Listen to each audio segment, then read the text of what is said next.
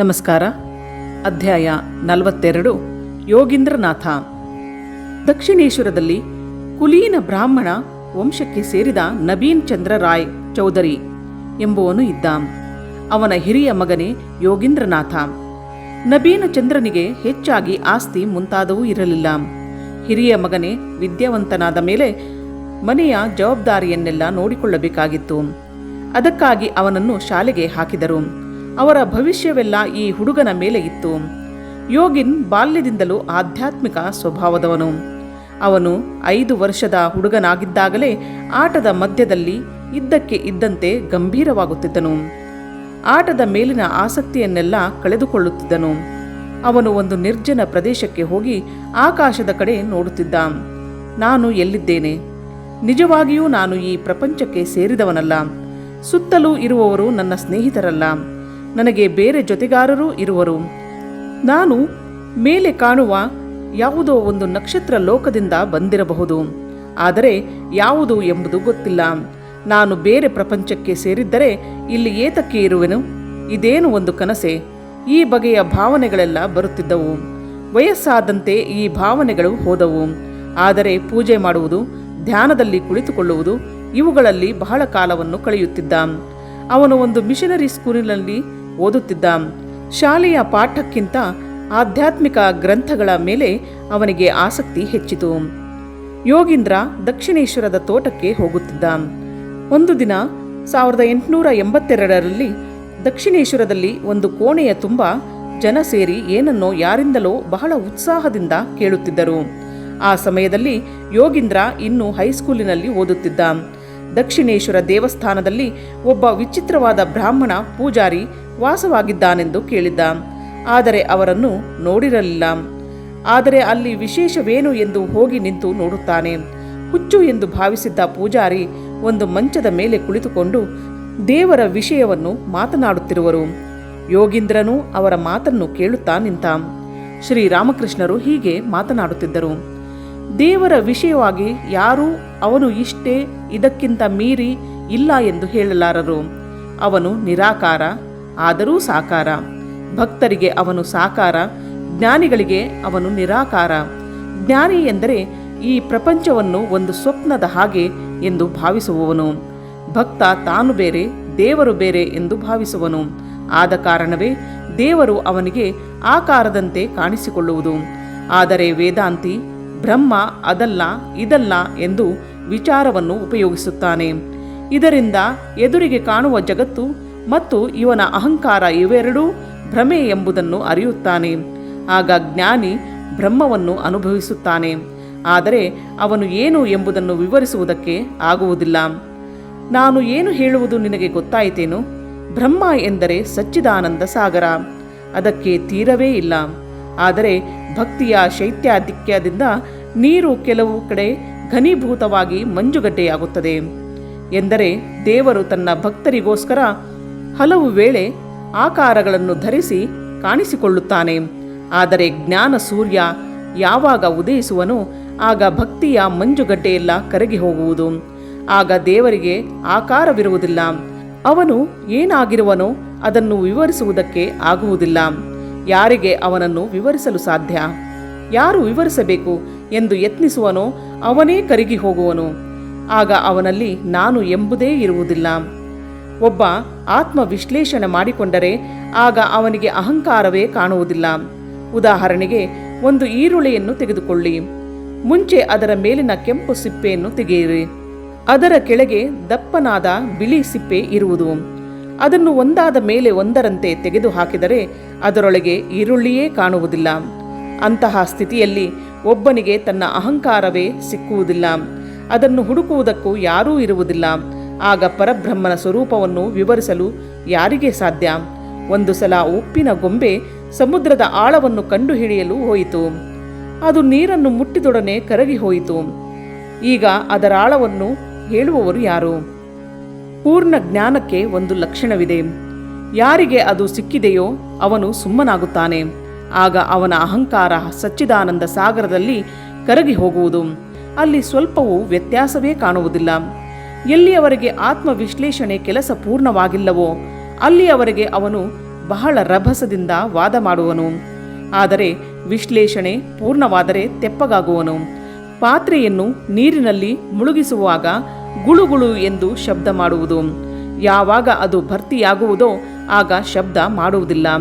ಪಾತ್ರೆ ಖಾಲಿ ಇರುವವರೆಗೆ ಮಾತ್ರ ಸದ್ದು. ಶ್ರೀರಾಮಕೃಷ್ಣರು ಅತ್ಯಂತ ಸರಳವಾದ ಭಾಷೆಯಲ್ಲಿ ದೈನಂದಿನ ಜೀವನದಿಂದ ಆಯ್ದ ಉದಾಹರಣೆಗಳ ಮೂಲಕ ಅತ್ಯಂತ ಸೂಕ್ಷ್ಮವಾದ ವೇದಾಂತ ತತ್ವಗಳನ್ನು ವಿವರಿಸುತ್ತಿದ್ದರು. ಶ್ರೀರಾಮಕೃಷ್ಣರು ಮಾತನ್ನು ನಿಲ್ಲಿಸಿದ ಮೇಲೆ ಯೋಗೀಂದ್ರ ಮನೆಗೆ ಹೋದ. ಮನಸ್ಸಿನಲ್ಲೇ ಆಲೋಚನೆ ಮಾಡಿದ. ಇವರು ದೇವರನ್ನು ಕಂಡವರು ಇರಬೇಕು, ಹುಚ್ಚರಲ್ಲ. ಎಷ್ಟು ಅಮೋಘವಾಗಿ ಗಹನವಾದ ಆಧ್ಯಾತ್ಮಿಕ ತತ್ವಗಳನ್ನು ಹೃದಯಂಗಮವಾಗಿ ವಿವರಿಸುತ್ತಾರೆ. ಮಾರನೇ ದಿನ ಯೋಗೀಂದ್ರ ನೇರ ಶ್ರೀರಾಮಕೃಷ್ಣರ ಬಳಿಗೆ ಹೋದ. ಶ್ರೀರಾಮಕೃಷ್ಣರಿಗೆ ಇವನಾರು ಎಂಬುದನ್ನು ಕೇಳಿ ಸಂತೋಷವಾಯಿತು. ನೀನು ನನಗೆ ಪೂರ್ವ ಪರಿಚಿತರಾದವರ ಮನೆಯಿಂದ ಬರುತ್ತೀಯೇ? ಹಿಂದೆ ನಾನು ನಿಮ್ಮ ಮನೆಗೆ ಭಾಗವತ ಮುಂತಾದವನ್ನು ಕೇಳಲು ಹೋಗುತ್ತಿದ್ದೆ. ಈಗ ನೀನು ಆ ಮನೆಯಿಂದ ಬರುತ್ತಿರುವುದು ಸಂತೋಷ ಎಂದರು. ನೀನು ಒಳ್ಳೆಯ ಮನೆಯಲ್ಲಿ ಹುಟ್ಟಿದ್ದೀಯೆ. ನಿನ್ನಲ್ಲಿ ಒಳ್ಳೆಯ ಆಧ್ಯಾತ್ಮಿಕ ಲಕ್ಷಣಗಳಿವೆ. ನೀನು ಈ ಜೀವನದಲ್ಲಿ ಸುಲಭವಾಗಿ ಮುಂದುವರಿಯುವೆ ಎಂದರು. ಯೋಗೀಂದ್ರನಿಗೆ ಶ್ರೀರಾಮಕೃಷ್ಣರ ಮಾತನ್ನು ಕೇಳಿ ತುಂಬ ಸಂತೋಷವಾಯಿತು. ಅವರ ಬಳಿಗೆ ಪ್ರತಿದಿನವೂ ಬರುತ್ತಿದ್ದ. ಆದರೆ ಮನೆಯವರಿಗೆ ತಾನು ಶ್ರೀರಾಮಕೃಷ್ಣರನ್ನು ನೋಡುವುದಕ್ಕೆ ಹೋಗುತ್ತಿದ್ದೇನೆ ಎಂದು ಹೇಳುತ್ತಿರಲಿಲ್ಲ. ಏಕೆಂದರೆ ಅವರೊಬ್ಬ ಸಾಧಾರಣ ಹುಚ್ಚು ಮನುಷ್ಯರು ಎಂದು ಅವರು ತಿಳಿದುಕೊಂಡಿದ್ದರು. ಶ್ರೀರಾಮಕೃಷ್ಣರ ಸಂಪರ್ಕದಿಂದ ಅವನ ಜೀವನದ ಮೇಲೆ ದೊಡ್ಡ ಪ್ರಭಾವ ಉಂಟಾಯಿತು.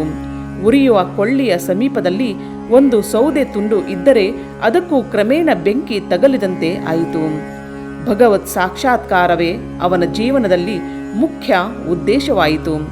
ತನ್ನ ಓದಿನ ಮೇಲೆಯೇ ಮನೆಯವರ ಭವಿಷ್ಯ ನಿಂತಿದೆ ಎಂದು ತಿಳಿದಿದ್ದರೂ ಮನಸ್ಸನ್ನು ಓದಿನ ಮೇಲೆ ಕೊಡುವುದಕ್ಕೆ ಸಾಧ್ಯವಾಗಲಿಲ್ಲ. ಭಗವಂತನನ್ನು ಪಡೆಯಬೇಕಾದರೆ ಕಾಮ ಕಾಂಚನವನ್ನು ತ್ಯಜಿಸಬೇಕು ಎಂಬುದು ಶ್ರೀರಾಮಕೃಷ್ಣರ ಪಲ್ಲವಿಯಾಗಿತ್ತು.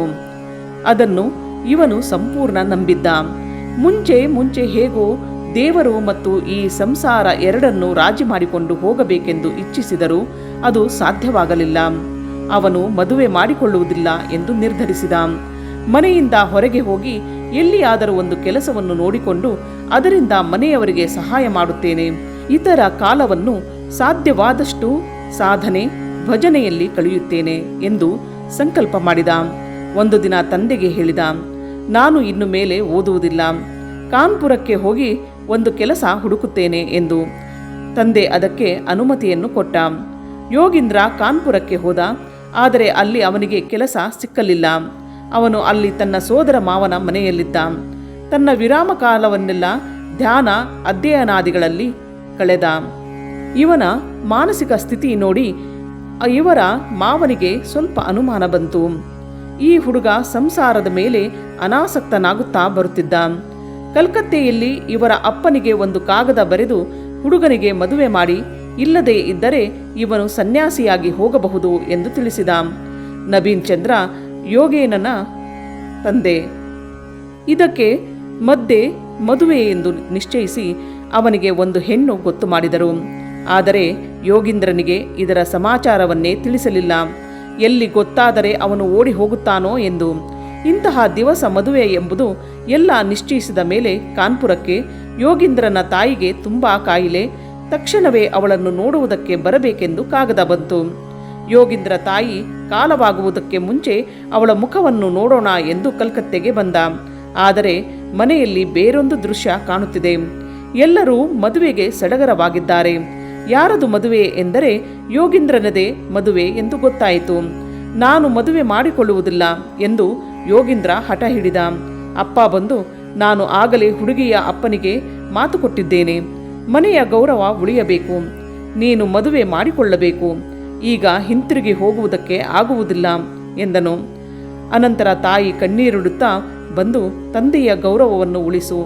ನಿನಗೆ ಮದುವೆ ಮಾಡಿಕೊಳ್ಳುವುದಕ್ಕೆ ಇಚ್ಛೆ ಇಲ್ಲದೇ ಇದ್ದರೂ ನೆಪಕ್ಕಾದರೂ ಮಾಡಿಕೋ. ಅನಂತರ ಬೇಕಾದರೆ ನೀನು ಅವಳೊಡನೆ ಇಲ್ಲದೇ ಇದ್ದರೂ ಚಿಂತೆಯಿಲ್ಲ ಎಂದಳು. ಯೋಗೀಂದ್ರ ಮರು ಮಾತಾಡದೆ ಮದುವೆ ಮಾಡಿಕೊಂಡ. ಯೋಗೀಂದ್ರ ಮದುವೆಯಾದ ಮೇಲೆ ಶ್ರೀರಾಮಕೃಷ್ಣರು ತನ್ನನ್ನು ಹೇಗೆ ಕಾಣುತ್ತಾರೋ, ತನ್ನ ಭವಿಷ್ಯವೆಲ್ಲ ಹಾಳಾಯಿತಲ್ಲ ಎಂದು ವ್ಯಸನ ಪಡುತ್ತಿದ್ದ. ಶ್ರೀರಾಮಕೃಷ್ಣರನ್ನು ನೋಡುವುದಕ್ಕೇ ಹೋಗುತ್ತಿರಲಿಲ್ಲ. ಏನೋ ಒಂದು ಮಾಡಬಾರದ ಕೆಲಸವನ್ನು ತಾನು ಮಾಡಿದೆನಲ್ಲ ಎಂಬ ಚಿಂತೆ ಅವನನ್ನು ಕಾಡತೊಡಗಿತು. ಶ್ರೀರಾಮಕೃಷ್ಣರಿಗೆ ಯಾರೋ ಹೇಳಿದರು, ಯೋಗೀಂದ್ರ ಮದುವೆಯಾದ ಮೇಲೆ ಬೇರೆ ಮನುಷ್ಯನೇ ಆಗಿದ್ದಾನೆ. ಶ್ರೀರಾಮಕೃಷ್ಣರನ್ನು ಕುರಿತು ಮಾತನ್ನೇ ಆಡುವುದಿಲ್ಲ, ಅವರನ್ನು ನೋಡಲು ಬರುವುದೇ ಇಲ್ಲ ಎಂದು. ಶ್ರೀರಾಮಕೃಷ್ಣರು ಯೋಗೀಂದ್ರನ ಮದುವೆ ವಿಷಯವನ್ನು ಕೇಳಿದ್ದರು. ಅವನನ್ನು ನೋಡಬೇಕೆಂದು ಹಲವು ಜನರ ಕೈಯಲ್ಲಿ ಹೇಳಿ ಕಳುಹಿಸಿದರು. ಆದರೆ ಯೋಗೀಂದ್ರ ಬರಲಿಲ್ಲ. ಒಂದು ದಿನ ಶ್ರೀರಾಮಕೃಷ್ಣರು ಅವನ ಸ್ನೇಹಿತನೊಬ್ಬನ ಮೂಲಕ ಯೋಗೀಂದ್ರ ಕಾನ್ಪುರಕ್ಕೆ ಹೋಗುವುದಕ್ಕೆ ಮುಂಚೆ ಏನೋ ಸಾಮಾನನ್ನು ತರುವುದಕ್ಕೆ ಕೆಲವು ರೂಪಾಯಿಗಳನ್ನು ತಾವು ಅವನಿಗೆ ಕೊಟ್ಟಿದ್ದರೆಂದು, ಸಾಮಾನನ್ನು ಕಳುಹಿಸಿದರೂ ಅದರ ಲೆಕ್ಕ ಕೊಟ್ಟಿಲ್ಲವೆಂದು, ಅದನ್ನು ಬೇಗ ಬಂದು ಒಪ್ಪಿಸಬೇಕೆಂದು ಯೋಗೀಂದ್ರನಿಗೆ ಹೇಳಿ ಕಳುಹಿಸಿದರು. ಸ್ನೇಹಿತನು ಯೋಗೀಂದ್ರನಿಗೆ ಈ ಸಮಾಚಾರವನ್ನು ಹೇಳಿದ. ಆತ ಭಾವಿಸಿದ, ಏನು ಶ್ರೀರಾಮಕೃಷ್ಣರು ನನ್ನನ್ನು ಮೋಸ ಮಾಡುವವನು ಎಂದು ಭಾವಿಸಿದರೆ ಎಲ್ಲೋ ಕೆಲವು ಆಣೆ ಮಾತ್ರ ಉಳಿದಿತ್ತು. ಅದನ್ನು ಯಾರ ಕೈಯಲ್ಲಾದರೂ ಕಳುಹಿಸೋಣ ಎಂದುಕೊಂಡಿದ್ದ. ಶ್ರೀರಾಮಕೃಷ್ಣರು ಹೀಗೆ ಹೇಳಿ ಕಳುಹಿಸಿದ ಮೇಲೆ ತಾನೇ ಹೋಗಿ ಅವರಿಗೆ ಉಳಿದ ಕೆಲವು ಆಣೆಗಳನ್ನು ಕೊಟ್ಟು ಬರುತ್ತೇನೆ ಎಂದು ದಕ್ಷಿಣೇಶ್ವರಕ್ಕೆ ಹೊರಟ. ಶ್ರೀರಾಮಕೃಷ್ಣರು ತಮ್ಮ ಕೋಣೆಯ ಮುಂದಿನ ಅಂಗಳದಲ್ಲಿ ಕುಳಿತಿದ್ದರು. ಯೋಗೀಂದ್ರನನ್ನು ಅಪ್ಪಿಕೊಂಡು, ನೀನು ಮದುವೆಯಾದರೇನಂತೆ, ನಾನು ಮದುವೆಯಾಗಿಲ್ಲವೇ? ನೀನು ಪ್ರಪಂಚದಲ್ಲಿರಬೇಕು ಎಂದು ಇಚ್ಛಿಸಿದರೆ ನಿನ್ನ ಹೆಂಡತಿಯನ್ನು ಕರೆದುಕೊಂಡು ಬಾ, ಅವಳನ್ನು ನಿನಗೆ ಅನುಕೂಲೆಯನ್ನಾಗಿ ಮಾಡುತ್ತೇನೆ. ನೀನು ಸಂಸಾರವನ್ನೇ ತ್ಯಜಿಸಬೇಕು ಎಂದು ಇದ್ದರೆ ನಿನ್ನ ಬಂಧನವನ್ನು ಕಳಚಿ ಹಾಕುತ್ತೇನೆ ಎಂದರು. ಯೋಗಿನ್ಗೆ ಶ್ರೀರಾಮಕೃಷ್ಣರ ಮಾತನ್ನು ಕೇಳಿ ಆಶ್ಚರ್ಯವಾಯಿತು. ಉಳಿದ ಹಣ ಕೇಳುವರು ಎಂದೇ ಭಾವಿಸಿದ್ದ. ಆದರೆ ಆ ಮಾತನ್ನೇ ಶ್ರೀರಾಮಕೃಷ್ಣರು ಎತ್ತಲಿಲ್ಲ. ತಾನು ಹತಾಶನಾಗಿ ಹೋಗಿಲ್ಲ, ತನಗೆ ಇನ್ನೂ ಭರವಸೆ ಇದೆ ಎಂದು ಸಂತೋಷಪಟ್ಟ. ಯೋಗೀಂದ್ರ ಹೋಗುವಾಗ ನಿಮ್ಮ ಚಿಲ್ಲರೆ ಇಲ್ಲಿದೆ ಎಂದ. ಶ್ರೀರಾಮಕೃಷ್ಣರು ಅದನ್ನು ಒಂದು ಮುರುಕಲು ಟನ್ನಿನಲ್ಲಿ ಹಾಕಿ ಹೋಗು ಎಂದರು. ಅವರಿಗೆ ಚಿಲ್ಲರೆ ಬೇಕಾಗಿತ್ತು ಎಂದಲ್ಲ, ಯೋಗೀಂದ್ರನನ್ನು ಪುನಃ ತಮ್ಮ ಕಡೆಗೆ ಎಳೆಯುವುದಕ್ಕೆ ಅದು ಒಂದು ನಿಮಿತ್ತವಾಗಿತ್ತು. ಯೋಗೀಂದ್ರ ಹಿಂದಿನಂತೆ ಶ್ರೀರಾಮಕೃಷ್ಣರ ಬಳಿಗೆ ಬರಲು ಉಪಕ್ರಮಿಸಿದ. ಅವರ ನೇತೃತ್ವದಲ್ಲಿ ಇವನು ಸಾಧನೆ ಮಾಡತೊಡಗಿದ. ಇವನ ಜೀವನವನ್ನು ಆವರಿಸಿಕೊಂಡಿದ್ದ ಕಾರ್ಮೋಡ ಇವನನ್ನು ಬಿಟ್ಟು ಹೋಯಿತು. ಬಾಳು ಸಹಿಸುವುದಕ್ಕೆ ಸಾಧ್ಯವಾಯಿತು. ಈತ ಕೆಲಸಕ್ಕೆ ಸೇರಿಕೊಂಡು ಸಂಪಾದನೆ ಮಾಡುವ ಕಡೆಗೆ ಗಮನವನ್ನೇ ಕೊಡಲಿಲ್ಲ. ಒಂದು ದಿನ ತಾಯಿ, ನೀನು ಸಂಪಾದನೆ ಮಾಡದೇ ಇದ್ದರೆ ಏತಕ್ಕೆ ಮದುವೆ ಮಾಡಿಕೊಂಡೆ ಎಂದು ಕೇಳುತ್ತಾಳೆ. ಆಗ ಯೋಗೀಂದ್ರ, ನನಗೆ ಮದುವೆ ಬೇಡ ಎಂದು ಮುಂಚೆಯೇ ಹೇಳಲಿಲ್ಲವೇ? ನಿನ್ನ ಅಳುವಿಗಾಗಿ ನಾನು ಮದುವೆ ಮಾಡಿಕೊಳ್ಳಬೇಕಾಯಿತು ಎಂದ. ನಿನಗೆ ಮನಸ್ಸಿನಲ್ಲಿ ಆಸೆ ಇಲ್ಲದೇ ಇದ್ದರೆ ಮದುವೆ ಮಾಡಿಕೊಳ್ಳುತ್ತಿದ್ದೀಯೋ ಎಂದು ತಾಯಿ ಮೂದಲಿಸಿದಳು. ಆಗ ಯೋಗೀಂದ್ರ, ಅಯ್ಯೋ ದೇವರೇ, ತಾಯಿಯನ್ನು ತೃಪ್ತಿಪಡಿಸುವುದಕ್ಕೆ ಎಂದು ಮದುವೆಯಾದರೆ ಈಗ ಅವಳೇ ಹೀಗೆ ಹೇಳುತ್ತಿರುವಳಲ್ಲ. ಇವಳ ಮಾತು ಮತ್ತು ನಡತೆ ಇವುಗಳಿಗೆ ಹೊಂದಾಣಿಕೆಯೇ ಇಲ್ಲವಲ್ಲ. ಶ್ರೀ ರಾಮಕೃಷ್ಣರೊಬ್ಬರಲ್ಲಿ ಮಾತ್ರ ಮಾತು ಮತ್ತು ನಡವಳಿಕೆ ಒಂದಾಗಿರುವುದು ಎಂದು. ಅಂದಿನಿಂದ ಶ್ರೀರಾಮಕೃಷ್ಣರ ಬಳಿಗೆ ಹೆಚ್ಚು ಹೋಗತೊಡಗಿದ. ಕೆಲವು ವೇಳೆ ರಾತ್ರಿ ಕೂಡ ಅಲ್ಲಿ ತಂಗುತ್ತಿದ್ದ. ಯೋಗೀಂದ್ರನ ಹೃದಯ ಬಹಳ ಮೃದು. ಇಷ್ಟೊಂದು ಮೆದು ಹೃದಯದವನಾದರೆ ಜೀವನದಲ್ಲಿ ಬಾಳಲು ಸಾಧ್ಯವಿಲ್ಲ ಎಂದು ಶ್ರೀರಾಮಕೃಷ್ಣರು ಯೋಗೀಂದ್ರನಿಗೆ ಹೇಳಿದರು. ಒಂದು ದಿನ ಅವನನ್ನು ಒಂದು ಬಾಣಲೆಯನ್ನು ತೆಗೆದುಕೊಂಡು ಬಾ ಎಂದು ಅಂಗಡಿಗೆ ಕಳುಹಿಸಿದರು. ಯೋಗೀಂದ್ರ ಅಂಗಡಿಯವನಿಗೆ ಚೆನ್ನಾಗಿರುವ ಒಂದು ಬಾಣಲೆ ಕೊಡು ಎಂದು ಕೇಳಿದ. ಅವನು ಕೊಟ್ಟಿದ್ದನ್ನು ಸ್ವಲ್ಪವೂ ಪರೀಕ್ಷಿಸದೆ ತೆಗೆದುಕೊಂಡು ಬಂದ. ಶ್ರೀರಾಮಕೃಷ್ಣರು ಅದನ್ನು ಪರೀಕ್ಷಿಸಿದಾಗ ಒಂದು ಸ್ವಲ್ಪ ಸೀಳಿತ್ತು. ಆಗ ಅವನಿಗೆ ಹೇಳುತ್ತಾರೆ, ನೀನು ಅದನ್ನು ಕೊಂಡುಕೊಳ್ಳುವುದಕ್ಕೆ ಮುಂಚೆ ಪರೀಕ್ಷೆ ಮಾಡಬೇಕಾಗಿತ್ತು. ಒಂದು ವಸ್ತುವನ್ನು ತೆಗೆದುಕೊಳ್ಳುವುದಕ್ಕೆ ಮುಂಚೆ ಕೆಲವು ಅಂಗಡಿಗೆ ಹೋಗಿ ಅದರ ಬೆಲೆ ಎಷ್ಟು ಎಂಬುದನ್ನು ಕಂಡುಹಿಡಿಯಬೇಕು. ಕೊಳ್ಳುವಾಗ ಚೆನ್ನಾಗಿ ಪರೀಕ್ಷಿಸಬೇಕು. ಕೆಲವು ಸಾಮಾನನ್ನು ಕೊಂಡರೆ ಕೊಸರನ್ನು ಕೊಡುತ್ತಾರೆ, ಅದನ್ನು ಕೇಳಿ ವಸೂಲು ಮಾಡಬೇಕು. ಮರುಕ್ಷಣದಲ್ಲಿ ಪ್ರಪಂಚವನ್ನೇ ಮರೆಯುವ ಶ್ರೀರಾಮಕೃಷ್ಣರಲ್ಲಿ ಎಂತಹ ಅದ್ಭುತವಾದ ವ್ಯವಹಾರ ಚತುರತೆ ಇದೆ. ಯೋಗೀಂದ್ರ ಯಾರಿಗೂ ಹಿಂಸೆ ಕೊಡುತ್ತಿರಲಿಲ್ಲ. ಒಂದು ದಿನ ಶ್ರೀರಾಮಕೃಷ್ಣರು ತಮ್ಮ ಬಟ್ಟೆಯಲ್ಲಿ ಸೇರಿಕೊಂಡಿದ್ದ ಜಿರಳೆಯನ್ನು ಅವನಿಗೆ ತೋರಿಸಿ, ಇದನ್ನು ಹೊರಗೆ ತೆಗೆದುಕೊಂಡು ಹೋಗಿ ಸಾಯಿಸು ಎನ್ನುತ್ತಾರೆ. ಅವನು ಹೊರಗೆ ತೆಗೆದುಕೊಂಡು ಹೋದಾಗ ಅದನ್ನು ಕೊಲ್ಲಲು ಮನಸ್ಸು ಬರಲಿಲ್ಲ. ಹಾಗೆಯೇ ಬಿಟ್ಟು ಬರುತ್ತಾನೆ. ಶ್ರೀರಾಮಕೃಷ್ಣರು ಕೇಳಿದರು, ಏನು ಅದನ್ನು ಕೊಂದೆಯಾ ಎಂದು. ಇಲ್ಲ ಎಂದಾಗ ಶ್ರೀರಾಮಕೃಷ್ಣರು, ನಾನು ಹೇಳಿದಂತೆ ಏತಕ್ಕೆ ಮಾಡಲಿಲ್ಲ? ನೀನು ಈ ಸಣ್ಣ ವಿಷಯದಲ್ಲಿ ನನ್ನ ಮಾತನ್ನು ಅಲ್ಲಗಳೆದರೆ ದೊಡ್ಡ ದೊಡ್ಡ ವಿಷಯಗಳಲ್ಲಿಯೂ ಹಾಗೆಯೇ ಮಾಡುತ್ತೀಯೇ ಎಂದರು. ಮತ್ತೊಂದು ದಿನ ಯೋಗೀಂದ್ರ ದೋಣಿಯಲ್ಲಿ ದಕ್ಷಿಣೇಶ್ವರಕ್ಕೆ ಬರುತ್ತಿದ್ದ. ಅಲ್ಲಿ ಕುಳಿತಿದ್ದ ಪ್ರಯಾಣಿಕರಿಗೆ ಇವನು ದಕ್ಷಿಣೇಶ್ವರಕ್ಕೆ ಹೋಗುತ್ತಿರುವನು ಎಂಬುದು ಗೊತ್ತಾಗಿ ಶ್ರೀರಾಮಕೃಷ್ಣರನ್ನು ಹಂಗಿಸುತ್ತಿದ್ದರು. ಯೋಗೀಂದ್ರ ಇದನ್ನು ಕೇಳಿ ತುಂಬ ವ್ಯಥೆಪಟ್ಟ. ಆದರೆ ಏನೂ ಮಾಡಲಾಗಲಿಲ್ಲ. ದಕ್ಷಿಣೇಶ್ವರಕ್ಕೆ ಬಂದ ಮೇಲೆ ಜನ ಶ್ರೀರಾಮಕೃಷ್ಣರನ್ನು ಆಡಿಕೊಳ್ಳುತ್ತಿದ್ದ ವಿಷಯವನ್ನು ತಿಳಿಸಿದ. ಆಗ ಶ್ರೀರಾಮಕೃಷ್ಣರು, ಅವರು ನನ್ನನ್ನು ನಿಂದಿಸುತ್ತಿದ್ದರೂ ನೀನೇಕೆ ಸುಮ್ಮನೆ ಇದ್ದೆ? ಶಾಸ್ತ್ರ ಏನು ಹೇಳುವುದು ಗೊತ್ತೇ? ಗುರು ನಿಂದೆಯನ್ನು ಕೇಳುವುದು ತುಂಬ ಪಾಪ. ಹಾಗೆ ನಿಂದಿಸುವವನಿಗೆ ಬುದ್ಧಿ ಕಲಿಸಬೇಕು. ಇಲ್ಲದೇ ಇದ್ದರೆ ಆ ಸ್ಥಳವನ್ನಾದರೂ ಬಿಟ್ಟು ಹೋಗಬೇಕು ಎನ್ನುವುದು. ನಾವು ಹಿಂದೆ ನೋಡಿರುವೆವು. ನಿರಂಜನನು ದೋಣಿಯವರು ಶ್ರೀರಾಮಕೃಷ್ಣರನ್ನು ನಿಂದಿಸಿದಾಗ ಅವರನ್ನು ನೀರಿನಲ್ಲಿ ಮುಳುಗಿಸಲು ಹೊರಟಿದ್ದ.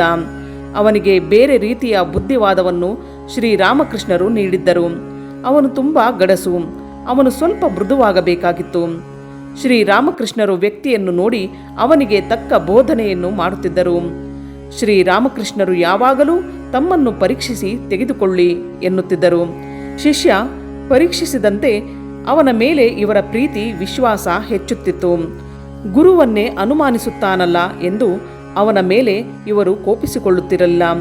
ಒಂದು ರಾತ್ರಿ ಯೋಗೀಂದ್ರ ದಕ್ಷಿಣೇಶ್ವರದಲ್ಲಿ ಶ್ರೀರಾಮಕೃಷ್ಣರ ಕೋಣೆಯಲ್ಲೇ ತಂಗಿದ್ದನು. ಅರ್ಧರಾತ್ರಿ ಸಮಯದಲ್ಲಿ ಕಣ್ತೆರೆದು ನೋಡಿದಾಗ ಕೋಣೆಯ ಬಾಗಿಲು ತೆರೆದಿತ್ತು. ಶ್ರೀರಾಮಕೃಷ್ಣರು ಹಾಸಿಗೆಯ ಮೇಲೆ ಇರಲಿಲ್ಲ. ಬಹುಶಃ ಅವರು ಶ್ರೀ ಶಾರದಾದೇವಿಯವರ ಕೋಣೆಯ ಕಡೆ ಹೋಗಿರುತ್ತಾರೇನೋ ಎಂದು ಶಾರದಾದೇವಿಯವರ ಕೋಣೆಯ ಕಡೆಯೇ ಕಣ್ಣಿಟ್ಟು ಹೊರಗೆ ಕಾಯುತ್ತಿದ್ದ. ಶ್ರೀರಾಮಕೃಷ್ಣರು ಬೇರೊಂದು ದಿಕ್ಕಿನಿಂದ ಬಂದು ಯೋಗೀಂದ್ರ ನಿಂತಿರುವುದನ್ನು ಕಂಡರು. ಶ್ರೀರಾಮಕೃಷ್ಣರು ಯೋಗೀಂದ್ರನಿಗೆ, ಇಲ್ಲಿ ಏತಕ್ಕೆ ನಿಂತಿರುವೆ ಎಂದು ಕೇಳಿದರು. ಯೋಗೀಂದ್ರನಿಗೆ ನಾಚಿಕೆಯಾಯಿತು. ದಯವಿಟ್ಟು ಇನ್ನೊಮ್ಮೆ ನಿಮ್ಮ ಮೇಲೆ ಅನುಮಾನ ಬರದಂತೆ ಅನುಗ್ರಹಿಸಿ ಎಂದು ಕೇಳಿಕೊಂಡ. ಆಗ ಶ್ರೀರಾಮಕೃಷ್ಣರು ಕೋಪಿಸಿಕೊಳ್ಳದೆ, ಸಾಧುವನ್ನು ಹಗಲು ಮಾತ್ರ ಪರೀಕ್ಷೆ ಮಾಡಿದರೆ ಸಾಲದು, ಅವನನ್ನು ರಾತ್ರಿಯೂ ಪರೀಕ್ಷೆ ಮಾಡಬೇಕು ಎಂದರು. ಕಾಳಿ ದೇವಸ್ಥಾನದ ಕಟ್ಟಳೆಯಂತೆ ಪ್ರಸಾದದ ಒಂದು ಭಾಗ ಶ್ರೀರಾಮಕೃಷ್ಣರಿಗೆ ಪ್ರತಿದಿನವೂ ಬರುತ್ತಿತ್ತು. ಅವರು ಅದನ್ನು ತಮ್ಮ ಬಳಿಗೆ ಬರುವ ಭಕ್ತರಿಗೆ ಹಂಚುತ್ತಿದ್ದರು. ಒಂದು ದಿನ ಯೋಗೀಂದ್ರ ಇದ್ದಾಗ ಅವರ ಪಾಲಿನ ಪ್ರಸಾದ ಬರಲಿಲ್ಲ. ಶ್ರೀರಾಮಕೃಷ್ಣರು ಅದಕ್ಕಾಗಿ ತುಂಬ ವ್ಯಸ್ತರಾದಂತೆ ಕಂಡರು. ಅವರೇ ಅವತ್ತು ದೇವಸ್ಥಾನದ ಆಫೀಸಿಗೆ ಏತಕ್ಕೆ ತಮ್ಮ ಪಾಲಿನ ಪ್ರಸಾದ ಬರಲಿಲ್ಲ ಎಂಬುದನ್ನು ಕೇಳುವುದಕ್ಕೆ ಹೋದರು. ಯೋಗೀಂದ್ರನಿಗೆ ಅನ್ನಿಸಿತು, ಇವರಂತೂ ಅದನ್ನು ತಿನ್ನುವುದಿಲ್ಲ. ಆ ಸ್ವಲ್ಪ ಪ್ರಸಾದಕ್ಕೆ ಏತಕ್ಕೆ ಇಷ್ಟೊಂದು ಗಲಾಟೆ ಮಾಡುತ್ತಿರುವರು? ತಮಗೆ ಬರುವುದನ್ನು ವಸೂಲಿ ಮಾಡುವ ಪೂಜಾರಿಯ ಸ್ವಭಾವ ರಕ್ತವಗತವಾಗಿದೆ. ಅದು ಬಡಪೆಟ್ಟಿಗೆ ಬಿಟ್ಟು ಹೋಗುವುದಿಲ್ಲ ಎಂದುಕೊಂಡ. ಶ್ರೀರಾಮಕೃಷ್ಣರು ಬಂದ ಮೇಲೆ ಯೋಗೀಂದ್ರನಿಗೆ ಹೀಗೆ ವಿವರಿಸುತ್ತಾರೆ. ನೋಡು, ರಾಣಿ ರಾಸಮಣಿ ಇಷ್ಟೊಂದು ಖರ್ಚು ಮಾಡಿ ದೇವಸ್ಥಾನ ಕಟ್ಟಿ ಅದನ್ನು ನಡೆಸುವುದಕ್ಕೆ ದೊಡ್ಡ ಜಮೀನನ್ನೇ ಬಿಟ್ಟು ಹೋಗಿದ್ದಾಳೆ. ಅವಳು ಬಿಟ್ಟಿರುವುದರಲ್ಲಿ ಸ್ವಲ್ಪವಾದರೂ ಯೋಗ್ಯ ರೀತಿಯಲ್ಲಿ ಖರ್ಚಾದರೆ ಅವಳಿಗೆ ಸದ್ಗತಿ ಸಿಕ್ಕುವುದು. ಇತರ ಪೂಜಾರಿಗಳಿಗೆ ಸಿಕ್ಕಿದ ಪ್ರಸಾದವನ್ನು ಅವರು ಮಾರಿಕೊಳ್ಳುವರು. ಕೆಲವರು ತಮ್ಮ ವೇಶ್ಯೆಯರಿಗೂ ಅದನ್ನು ಕೊಡುವರು. ಆದರೆ ನನ್ನ ಪಾಲಿಗೆ ಬಂದ ಪ್ರಸಾದ ಕೇವಲ ಭಕ್ತರಿಗೆ ಮಾತ್ರ ಹಂಚಲ್ಪಡುವುದು. ಇದಾದರೂ ಸದ್ವಿನಿಯೋಗವಾದ ಹಾಗೆ ಆಗುವುದು. ಶ್ರೀರಾಮಕೃಷ್ಣರ ವಿವರಣೆಯನ್ನು ಕೇಳಿ ಆದ ಮೇಲೆ ಗೊತ್ತಾಯಿತು ಎಂತಹ ಆಳವಾದ ಅರ್ಥವಿದೆ ಅವರ ವರ್ತನೆಯ ಹಿಂದೆ ಎಂಬುದು. ಶ್ರೀರಾಮಕೃಷ್ಣರು ಯೋಗೀಂದ್ರನನ್ನು ಈಶ್ವರ ಕೋಟಿ ಎಂದು ಕರೆದರು. ಒಂದು ಅವತಾರ ಬಂದಾಗ ಅವರ ಲೀಲಾ ಸಹಾಯಕರಾಗಿ ಇಂತಹವರು ಬರುತ್ತಾರೆ. ಅವರು ತಮ್ಮ ಮುಕ್ತಿಗಾಗಿ ಬರುವುದಿಲ್ಲ, ಇತರರ ಜೀವನ ಜ್ಯೋತಿಯನ್ನು ಹಚ್ಚುವುದಕ್ಕೆ ಬರುತ್ತಾರೆ. ಅಧ್ಯಾಯ 42 ಮುಗಿಯಿತು.